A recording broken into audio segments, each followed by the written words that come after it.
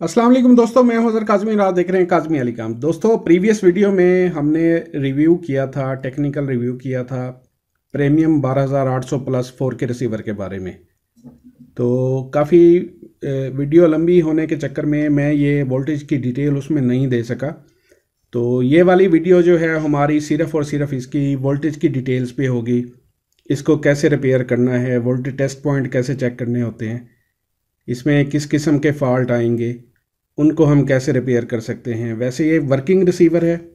Working receiver पे हम voltage check कर लेंगे कि हमारे किस कॉइल पे या किस रेगुलेटर पे कितने वोल्ट हैं। फिर अगर फ्यूचर में कभी कोई फॉल्ट आता है तो हम वहाँ पे वोल्टेज बाईपास भी कर सकते हैं। तो सिंपल है, बहुत इतना मुश्किल नहीं है। जो लोग हमारे रिसीवर रिपेयर कर सकते हैं ना, वो कुछ भी रिपेयर कर सकते हैं। और काफ़ी सारे मैंने ऐसे टेक्नीशियंस देखे हैं, बहुत सीनियर टेक्नीशियन हैं जो कि CRT टीवी या LED टीवी का भी काम करते हैं, लेकिन वो रिसीवर रिपेयर नहीं करते। ये एक झांका होता है, बाकी इसमें है कुछ नहीं। ऑलरेडी मैं एक फार्मूलर की, शायद फार्मूलर 4K रिसीवर था या ओपन बॉक्स था, उस पर डिटेल से समझा चुका हूँ कि इसमें कोर वोल्टेज कौन कौन से होते हैं और कैसे कैसे हमने इसकी तरतीब क्या होती है, कैसे चेक करना होता है।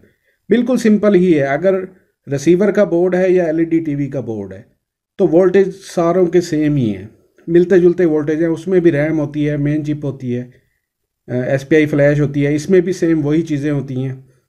बस कुछ डिवाइसेस ऐसी हैं जिनमें वोल्टेज की कमी बेशी या तरतीब आगे पीछे होती है, बाकी तकरीबन सारा फार्मूला एक ही है। जो लोग इसको समझ जाएंगे तो इंशाल्लाह वो किसी भी फील्ड में मार नहीं खाएंगे। कोई भी बोर्ड उनके सामने रख दें तो वो उसको ट्रेस करके उसका फॉल्ट निकाल सकते हैं। ये अभी आपके सामने है, 12 वोल्ट की सिंगल सप्लाई लगी हुई है इसमें। और इसमें जो रेगुलेटर यूज़ किए गए हैं, ये 12 वोल्ट यहाँ पे इन हो रहा है, बड़ी कॉइल लगी हुई है। ये अमूमन 12 से 5 के लिए लगाई हुई होती है, और यही 12 आपके सीधा यहाँ पे जा रहे होते हैं ट्यूनर वाली साइड पे, H और V बनाने के लिए। ठीक है। इसके बाद ये बाकी छोटी छोटी कॉइल्स हैं, 2 यहाँ पे लगी हुई हैं, एक यहाँ पे लगी हुई है, यहाँ पे 2 लगी हुई हैं, और आगे इस सर्किट में भी हैं। ये आपके बनाएंगे 3.3, जो कि इम्पोर्टेंट वोल्टेज हैं, जो कि आपके प्रोसेसर को भी जा रहे होते हैं, ट्यूनर को भी जा रहे होते हैं, और SPI फ्लैश इस पे भी। रैम के लिए अलग वोल्ट होंगे, प्रोसेसर के लिए अलग, क्योंकि प्रोसेसर की जो है CPU की डुअल या ट्रिपल या 4 सप्लाईज भी हो सकती हैं। बहरहाल हमने देखना ये है कि हमारी कॉइल्स के साथ जो रेगुलेटर लगे हुए हैं, हमने सिर्फ उनको चेक करना है, क्योंकि हमारी मेन सप्लाईज यही है। और अगर यही हमारे ठीक होंगे तो बाकी आल ओके होगा। तो इसको चेक करते हैं। इसको चला के हम देखते हैं कि इसमें हमारे जो वोल्टेज हैं किस पॉइंट पे कितने बन रहे हैं। जी दोस्तों, ये हमारी 12 वोल्ट की सप्लाई है। इसमें से जो हमारी जो हैं 4 वायर्स निकल रही हैं, एक 3 वाइट हैं और एक ब्लैक है। ये अमूमन जो जितने भी पहले इस किस्म के रिसीवर आते रहे हैं जिनमें 12 वोल्ट की सप्लाई लगी हुई थी, स्टार सेट, हाइपर हो गया, एक्सट्रीम हो गया, उन सब में सप्लाई सेम ही है। पहले 2 पॉइंट्स पे 12 वोल्ट मिलेंगे, तीसरी खाली होती है, चौथी ग्राउंड है ब्लैक वाली। ठीक है, इसको चेक कर लेते हैं। मीटर को हमने DC सिलेक्शन पे रखना है 12 वोल्ट पे, सॉरी 20 वोल्ट पे, या कम से कम 12 वोल्ट तो लाजमी है। ठीक है, पहले पे 12 आ रहे हैं, दूसरे पे भी 12 आ रहे हैं, और तीसरे पे कुछ नहीं है, चौथा हमारा ग्राउंड है। मीटर की ग्राउंड बॉडी के साथ लगा दें, जहां आप इजी समझें वहीं पे उसकी ग्राउंड लगा दें। 12 वोल्ट हमारे इन हो गए। उसके बाद ये कैपेसिटर है, ये कैपेसिटर है, और साथ में एक बड़ी कॉइल लगी हुई है। इस कॉइल पे हमें 5 वोल्ट मिलेंगे, 12 से 5। ठीक है, ये 5 वोल्ट मिल गए हमें, 12 से 5 ये बना रही है। इसके साथ ये रेगुलेटर लगा हुआ है यहाँ पे, ये 12 से 5 बना रहा है। इसके साथ कैपेसिटर लगे हुए हैं, एक इन पे लगा हुआ है जिस पे 12 वोल्ट आ रहे हैं, एक आउट पे लगा हुआ है जिसके ऊपर हमें 5 वोल्ट मिलेंगे। कॉइल पे चेक कर लें, आपकी मर्ज़ी है, कैपेसिटर पे चेक कर लें, आपकी मर्ज़ी है। ये कैपेसिटर भी कभी कभार शॉर्ट हो जाते हैं। ये कैपेसिटर जो है एक साइड पे ग्राउंड और दूसरे साइड पे आपको पॉजिटिव मिलेगा। ये भी शार्ट हो जाते हैं, इनसे भी प्रॉब्लम कभी कभार आता है।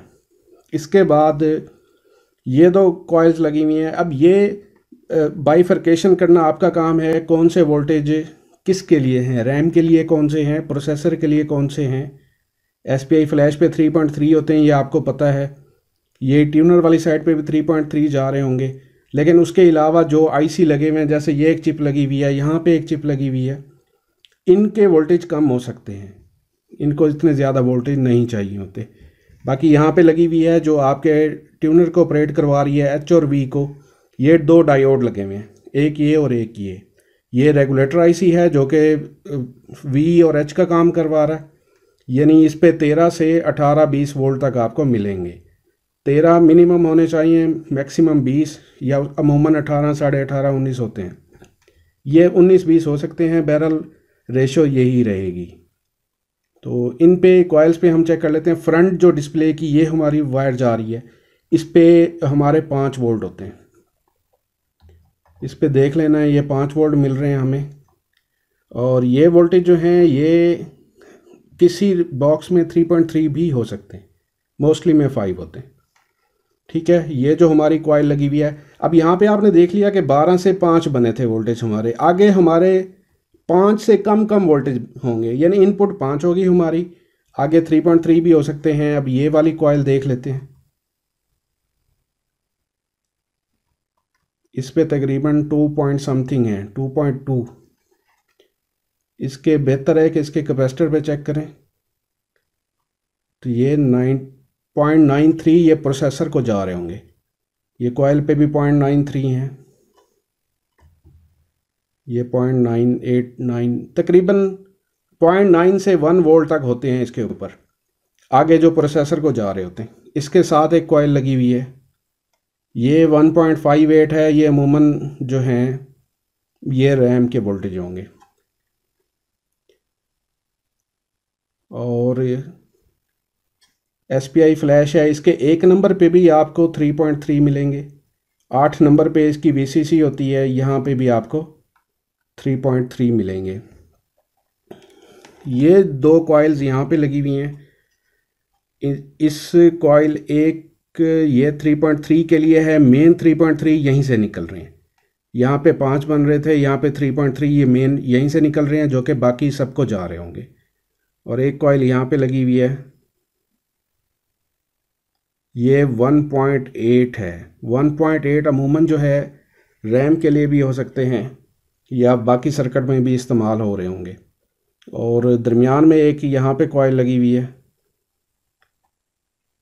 ये 0.95 है।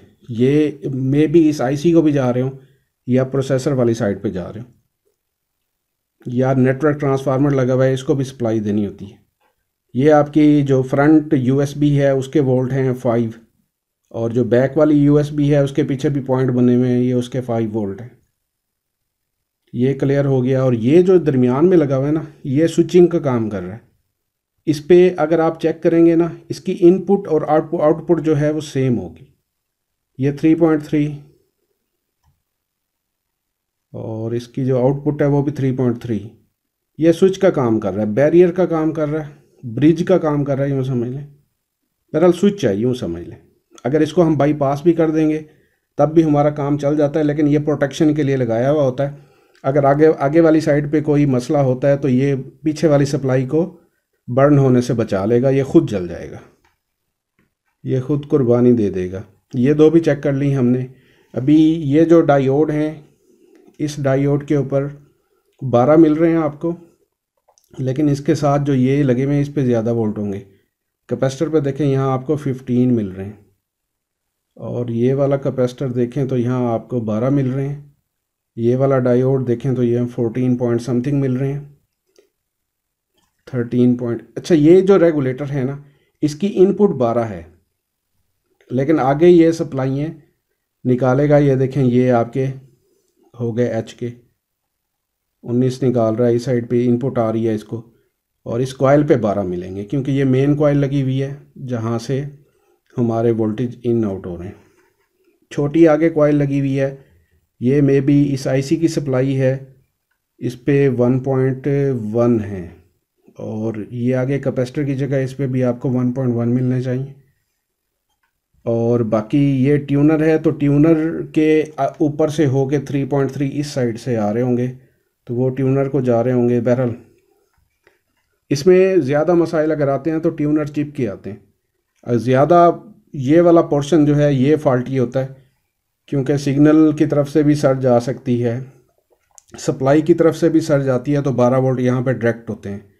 यहाँ पे इशू आता है। ये डायोड भी कभी कभार ख़राब होते हैं, लेकिन बहुत कम ख़राब होते हैं। मोस्टली ये वाला आईसी ख़राब होता है। इसमें बाकी और कोई चीज़ नहीं है। वोल्टेज की डिटेल्स हमने देख ली हैं सारी। ये वाले वोल्टेज हैं, फ्रंट के 5 वोल्ट हो गए, यूएसबी के 5 वोल्ट हो गए, एसपीआई फ्लैश के 3.3 वोल्ट हो गए। बाकी सर्किट में 1 वोल्ट और 1.8 वोल्ट और 2 इस पे आई थिंक 2.5 या कुछ थे। इस पे बल्कि 1 वोल्ट था शायद, 1.58। यानी ये 1.6 जो हैं ये आई थिंक रैम के वोल्टेज हैं। ठीक है, ये इतना सा हमारा सर्किट है। और इसमें अगर ये वाले जो रेगुलेटर हैं ये शॉर्ट हो जाते हैं, किसी वजह से ख़राब हो जाते हैं, तो आप ये मार्केट से मिल जाते हैं। अक्सर मैंने देखा है रिसीवर्स का जो काम करते हैं उनके पास ही अवेलेबल होते हैं, या फिर अली एक्सप्रेस वगैरह से भी मिल जाते हैं। ये आपको मिल जाएंगे। अगर ये नहीं भी मिलते तो मेन जो वोल्टेज हैं 3.3, 1.5 हो गए, 1.8 हो गए, ये आप बक कन्वर्टर लगा सकते हैं। इसके अलावा जैसे 1 वोल्ट हो गया या 1.1 वोल्ट हो गया, 1.1, वो आप फिर रेजिस्टेंस या डायोड लगा के ड्रॉप करवा सकते हैं। बहरहाल ये आपको पता होना चाहिए कि कौन से वोल्टेज हमने किस जगह पे देने हैं। और ये रह गई मेन सप्लाई अगर इसकी ख़राब होती है तो ये अक्सर इस पे आईसी लगा होता है, मॉसफेट वगैरह, ये ख़राब हो जाते हैं। ये भी मार्केट से मिल जाता है। या लोड रेजिस्टेंस है ये ख़राब होती है, या कैपेसिटर फूल जाते हैं, ये सारी चीज़ें मार्केट से मिल जाती हैं। अगर ये रिपेयर ना भी हो रही हो तो कोई इशू नहीं है। इन दोनों पॉइंट पे आपने 12 वोल्ट देने हैं, तो कोई भी अडाप्टर सप्लाई आप लगा लें या कोई भी यूनिवर्सल लगा लें, चाहे एलईडी टीवी वाली क्यों ना लगाएं, तो वो उससे आपका काम चल जाएगा। बाकी इसमें 16 MB की फ़्लैश आईसी है, इसको रिप्लेस करेंगे तो 16 MB से ही करेंगे। और इसमें कोई ऐसी डिस्कस करने वाली ख़ास चीज़ नहीं है। ये सारी चीज़ें मैंने आपको बता दी हैं। आई होप कि आपको समझ आ गई होगी।